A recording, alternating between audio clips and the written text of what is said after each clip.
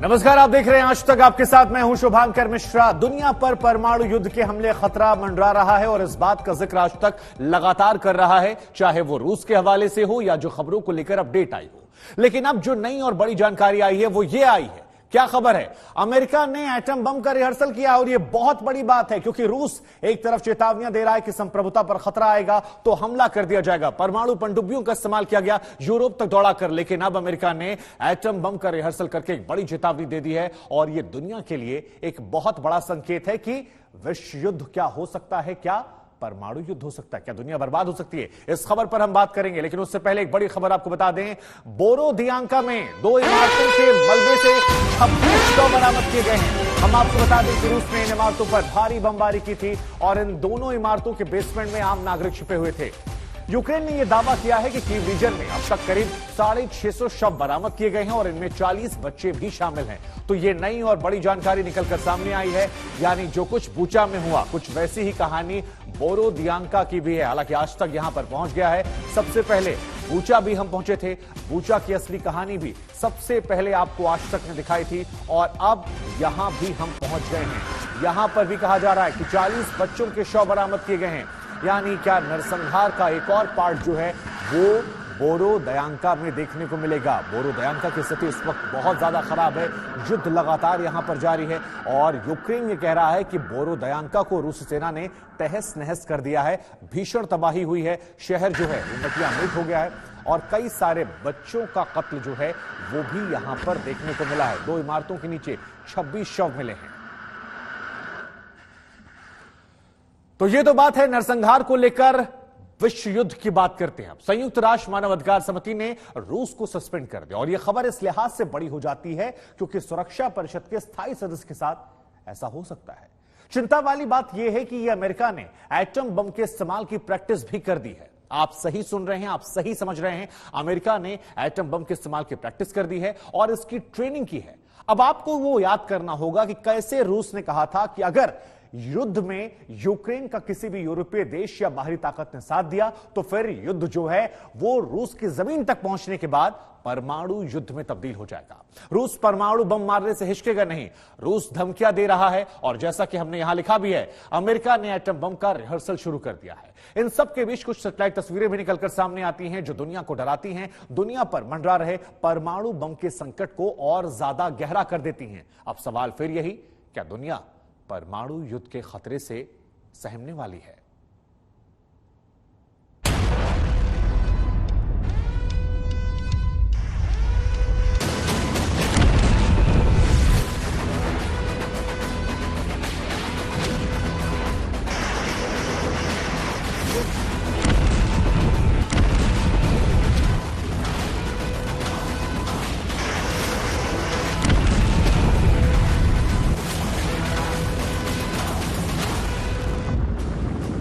जंग के मैदान से हजारों किलोमीटर दूर बहुत कुछ ऐसा चल रहा है जिसने अनहोनी की उल्टी गिनती शुरू कर दी है।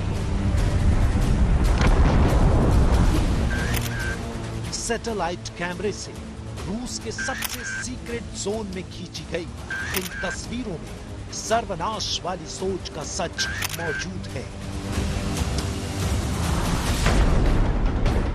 पहली तस्वीर रूस की न्यूक्लियर साइट।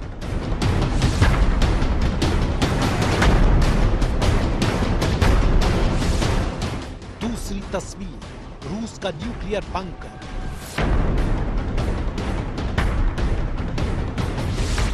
तीसरी तस्वीर रूस की परमाणु समृद्धि।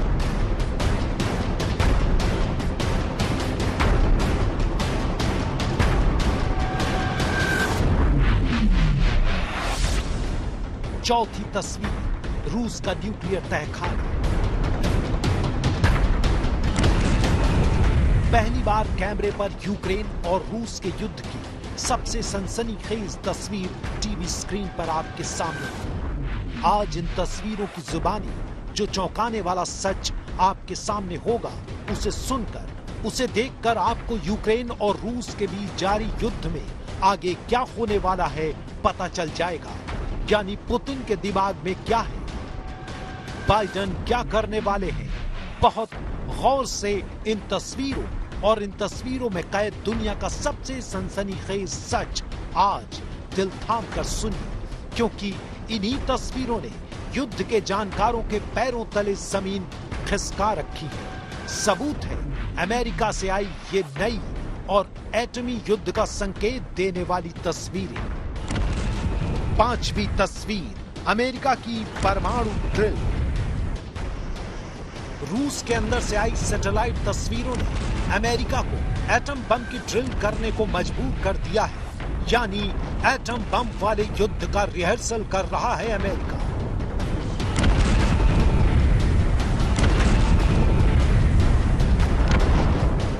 ये तस्वीर पुतिन के परमाणु तहखाने की है, वही तहखाना जहां परमाणु बम का पूरा भंडार होने की खबरें हमेशा दुनिया की सुर्खियां बनी।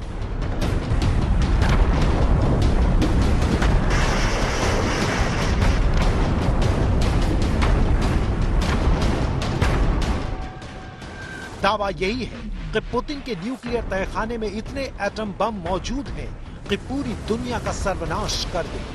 तो क्या रूस से तस्वीरों के जरिए आए खतरे को देखते हुए बाइडेन की परमाणु मिसाइल ने अपना टारगेट लॉक कर लिया है?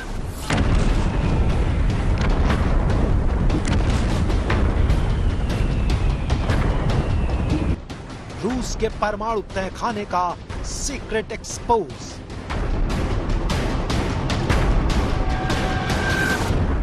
पुतिन का ठिकाना, बाइडेन गिराएंगे एटम बम।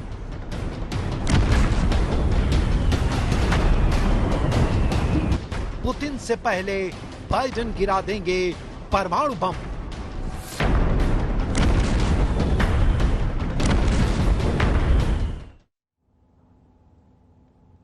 हम आपको बता दें कि यूक्रेन ने कुछ दिन पहले रूस की जमीन पर एक हमला किया था और एक तेल डिपो ऐसा था जिसे आग के हवाले कर दिया था। इस पर बम मारे थे। मतलब रूस के पास अपनी परमाणु बम धमकी को सच पूरा करने का आधार है। अमेरिका का बढ़ता दखल इस हालात को और ज्यादा पेचीदा और ज्यादा गंभीर कर सकता है। तो इस तरह से यूरोप और रूस, अब ये क्या माना जाए कि वो एटॉमिक वॉर जो हम यहां लिख रहे हैं उसकी तरफ बढ़ रहे हैं।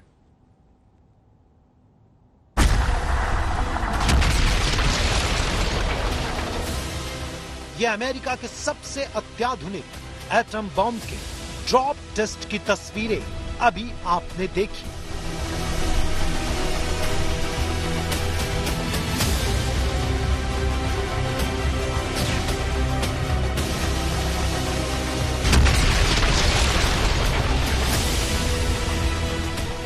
ड्रॉप टेस्ट यानी टारगेट पर लॉक करके एटम बम को गिराने का अभ्यास।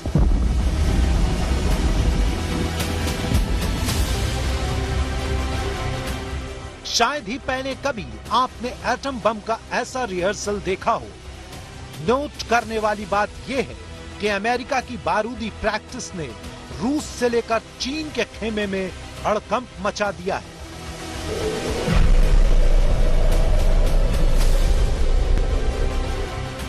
यहां आपको यह समझना है, या यूं कहें बहुत गौर से सुनना है, कि ड्रॉप टेस्ट उस वक्त किया जाता है जब किसी टारगेट को तय करके एटम बम गिराने की तैयारी हो।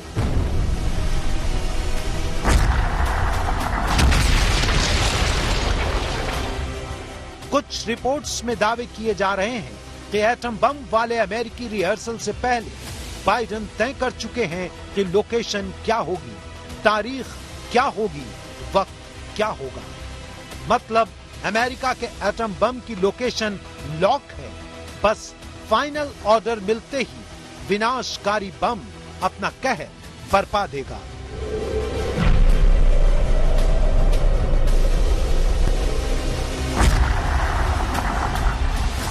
एटम बम वाले रिहर्सल से डरा रूस।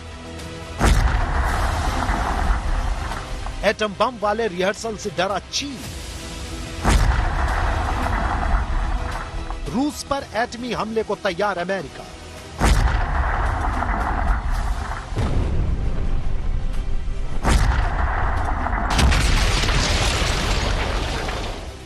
दरअसल यूक्रेन और रूस के बीच जारी युद्ध में अमेरिकी सेना के एटम बम वाले रिहर्सल ने दुनिया भर के डिफेंस एक्सपर्ट्स को विश्व युद्ध के इमरजेंसी सायरन सुनाई देने लगे हैं।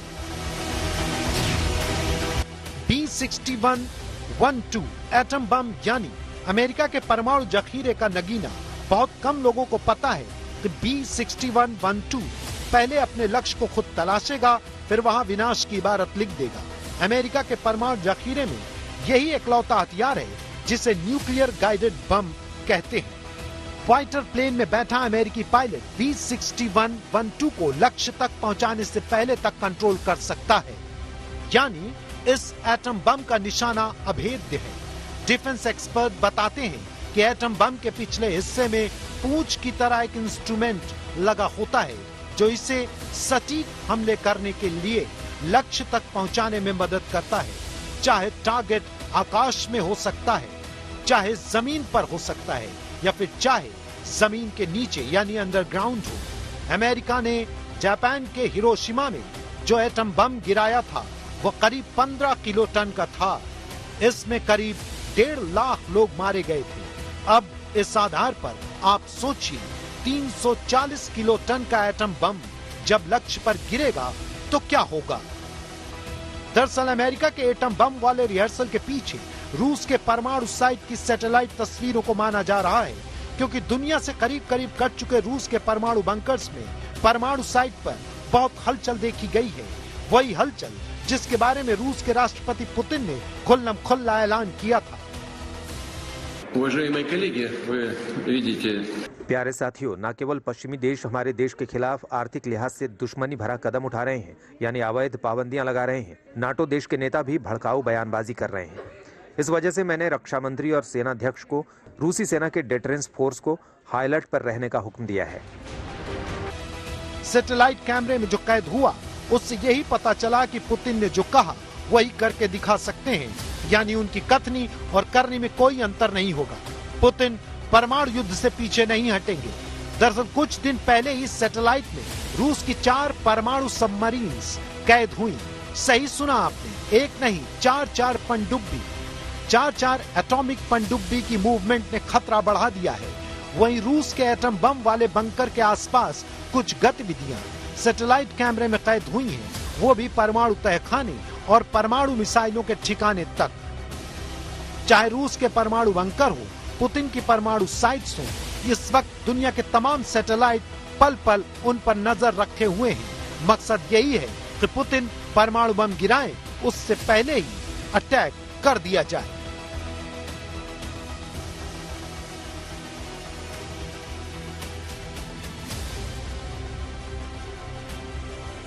क्या पुतिन के एटमी ठिकाने पर होगा हमला? क्या बाइडेन के टारगेट पर है पुतिन के एटमी बंकर? क्या रूस के परमाणु तहखाने को तबाह करेगा अमेरिका? सवाल कई हैं, लेकिन मौजूदा हालात यही इशारा कर रहे हैं कि पुतिन ने एटमी हमले के बारे में सोचा भी तो उससे पहले बाइडेन एटम बम गिरा देंगे। आज तक ब्यूरो। देखिए, एटम बम कौन गिराएगा, लेकिन नुकसान इंसानियत का होगा, मानवता का होगा। यूक्रेन की सेना के हाथ में अमेरिका ने एक ऐसा हथियार दे दिया है अब जो दुनिया में प्रसिद्ध रूसी टैंक का मानो काल सा बन गया है। यह एक ऐसा ड्रोन है जो अपने पंखों को खोल देता है और फिर बंद कर देता है, और इसे दूर बैठकर ऑपरेट भी किया जा सकता है। वजन और आकार में कहा जा रहा है कि इसके दम नहीं है, लेकिन जब काम की बारी आती है तो यह किसी से कम नहीं है। रूसी टैंक पर यह ड्रोन मधुमक्खी की तरह जाकर चिपक जाता है और उसके बाद उसे नष्ट कर देता है। हजारों टन के टैंक को यह 20-25 किलो की चीज देखते ही देखते मिट्टी में तब्दील कर देती है। इसका नाम कामिकेज बताया जा रहा है। काम आप हमारे इस रिपोर्ट में देख लीजिए। यूक्रेन के साथ युद्ध में रूस ने हाइपरसोनिक मिसाइल किंजाल का इस्तेमाल किया। किंजाल यानी डैगर, हाइपरसोनिक मिसाइल यानी आवाज की गति से भी 6 गुना तेज उड़ने वाली मिसाइल, और इसको रोक पाना असंभव है। दुनिया में कोई ऐसी टेक्नोलॉजी है ही नहीं जो हाइपरसोनिक मिसाइल को रोक सके। अपने टारगेट से 20 से 40 किलोमीटर दूर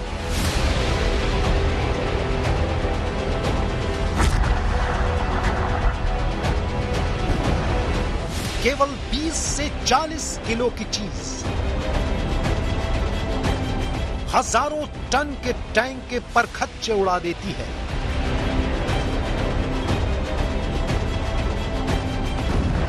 रूसी टैंक की कब्रगाह बन चुके हैं यूक्रेन के कई इलाके।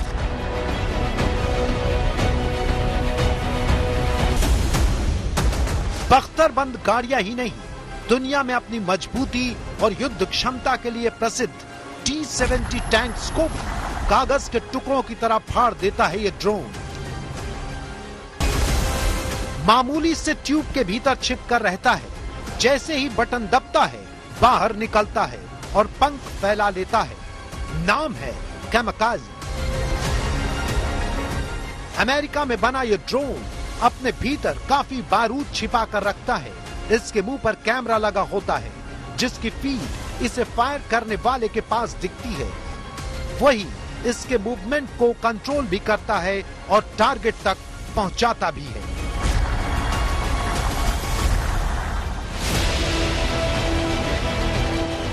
अमेरिका ने यूक्रेन को ऐसे 100 से ज्यादा ड्रोन दिए हैं जो इशारे पर चलते हैं और टारगेट के साथ ही खत्म हो जाते हैं।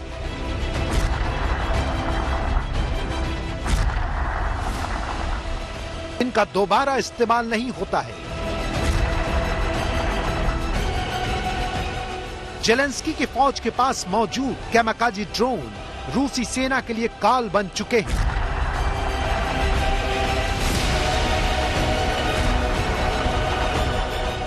आप यूक्रेन से आ रहे वीडियोस में बार बार देखते होंगे कि रूसी टैंक कैसे चीथड़े उड़े हुए हैं। आपको आश्चर्य होता होगा, सोचते होंगे कि ये कैसे संभव है। तो आज आप जान चुके हैं कि कैसे अमेरिकी कैमकाज़ी ड्रोन रूस के टैंक का काल बने हुए हैं। गौरव सावंत की आज तक। रूस को संयुक्त राष्ट्र मानवाधिकार परिषद से निकाल दिया गया है, बर्खास्त कर दिया गया और यह बहुत बड़ी बात है। इसका प्रस्ताव अमेरिका ने संयुक्त राष्ट्र की महासभा में रखा था और इस पर गुरुवार रात को वोटिंग होती है, जिसमें भारत ने हिस्सा नहीं लिया था। लेकिन रूस को यूएनएचआरसी से बाहर करने का प्रस्ताव जो है वो 2/3 से ज्यादा वोटों से पास कर दिया गया है। इसके मायने क्या है, पूरी खबर क्या है, इस रिपोर्ट में देखिए।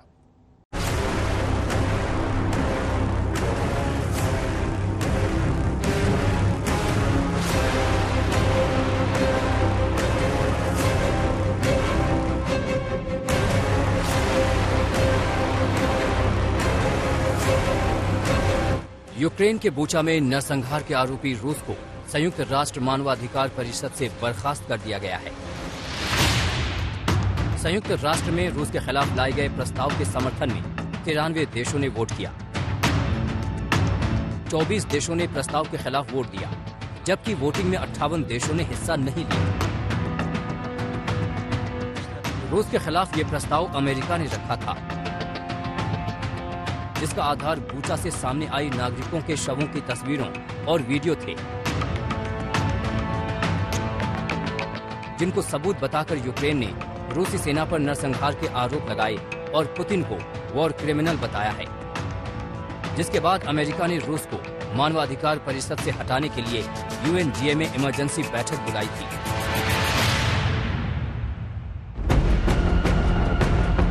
यूएनजीए में रूस के खिलाफ पेश प्रस्ताव के विरोध में 24 वोट पड़े, जिसमें चीन का नाम भी शामिल है, जबकि भारत एक बार फिर वोटिंग से बाहर रहा। यूक्रेन पर रूसी हमले के दौरान ही अमेरिका, ब्रिटेन और यूरोपीय देशों द्वारा संयुक्त राष्ट्र सुरक्षा परिषद, महासभा और मानवाधिकार परिषद में अलग अलग मौकों पर रूस के खिलाफ अब तक 10 प्रस्तावों को पेश किया जा चुका है। इन सभी प्रस्तावों पर वोटिंग के दौरान भारत ने हिस्सा नहीं लिया था। वोटिंग के दौरान भारत ने वोटिंग से परहेज करने की वजह भी दुनिया के सामने रखी। India has abstained on the resolution adopted in the General Assembly today. We do so for reasons of both substance and process. Since the inception of the Ukrainian conflict, India has stood for peace, dialogue and diplomacy. We believe that no solution can be arrived at by shedding blood and at the cost of innocent lives. If India has chosen any side, it is the side of peace, and it is for an immediate end to violence. रूस ने Bucha में नरसंहार के आरोपों को खारिज किया था और इसे यूक्रेन और पश्चिमी देशों की साजिश बताया था। लेकिन अब UNHRC से सस्पेंड होने के बाद रूस ने कड़ी प्रतिक्रिया जताई है, जबकि यूक्रेन ने इस फैसले का स्वागत किया है। Росія поступово програє навіть на тих майданчиках, які розглядала як цілком комфортні для себе. Зокрема, Генеральна асамблея ООН ухвалила рішення про зупинку членства Росії в Раді з прав людини. Цілком логічно, цілком справедливо, але також не без боротьби за це рішення. Вдячний тим державам, які підтримали це. Росія вже давно не має жодного відношення до концепції прав людини. Можливо, колись це зміниться. Але поки що російська держава і російські військові є найбільшою загрозою на планеті для свободи, для безпеки людини, для концепції прав людини як такої. Після Бучі це вже очевидно. रूस से पहले सिर्फ एक बार ही किसी देश को मानवाधिकार परिषद से बाहर किया गया था। वो देश था लीबिया। 2011 में लीबिया के खिलाफ तब प्रस्ताव पास हुआ था, जब मोहम्मद अली गद्दाफी ने सरकार का विरोध करने वाले प्रदर्शनकारियों पर हिंसक प्रहार किया था। और अब यूक्रेन के बूचा में नरसंहार का आरोप लगाकर रूस को बाहर का रास्ता दिखा दिया गया है। आज तक ब्यूरो। पुतिन पर इस वक्त काफी ज्यादा दबाव है। उनके सैनिक निरंतर मर रहे हैं। कूटनीतिक मंच से उन्हें सस्पेंड किया जा रहा है। इसीलिए खबर यह भी आ रही है कि यूक्रेन के 2 इलाकों पर पुतिन ने अपनी नजरें गड़ा दी हैं और इन पर कब्जा करके पुतिन ने जेलेंस्की को बड़ी चोट करने का इंतजाम भी कर दिया है। बूचा में तबाही मचाने के बाद अब रूस की नजर कहां है? अब कहां पर रूसी फौज मौत का खेल खेलने वाली है?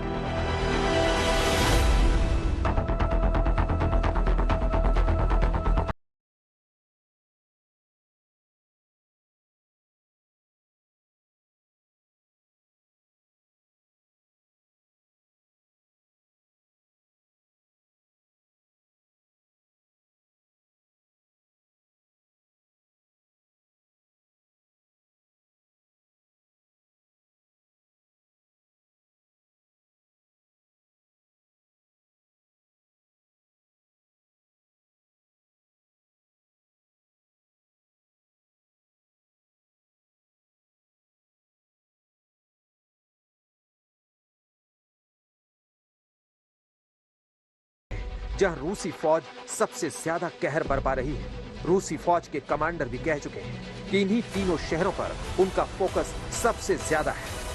और अगर आप पीछे देखें, अभी यूक्रेनियन अटैक, बहुत बड़ा शेलिंग हुआ यहाँ पर, जिससे ये कैंप बिल्कुल तहस नहस हो गया।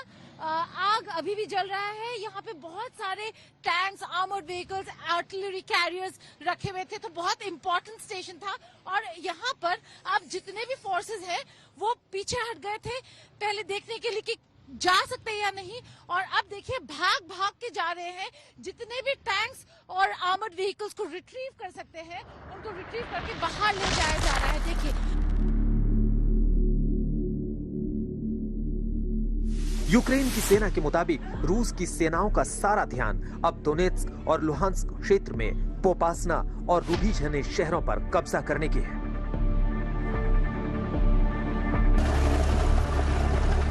इसके अलावा रूस मारियुपोल पर भी पूर्ण नियंत्रण स्थापित करना चाहता है। दोनेत्स्क और लुहांस्क क्षेत्रफल के हिसाब से यूक्रेन के बड़े इलाके रहे हैं। दोनेत्स्क का क्षेत्रफल जहां 26,592 वर्ग किलोमीटर है, वहीं लुहांस्क का क्षेत्रफल 26,684 वर्ग किलोमीटर है। दोनेत्स्क में रहने वालों की आबादी करीब 41 लाख है, जबकि लुहांस्क की जनसंख्या करीब 21 लाख है। यहाँ रहने वाले अधिकांश लोगों की भाषा और संस्कृति रूसी रही है। ये इलाके आर्थिक रूप से भी बेहद अहम है।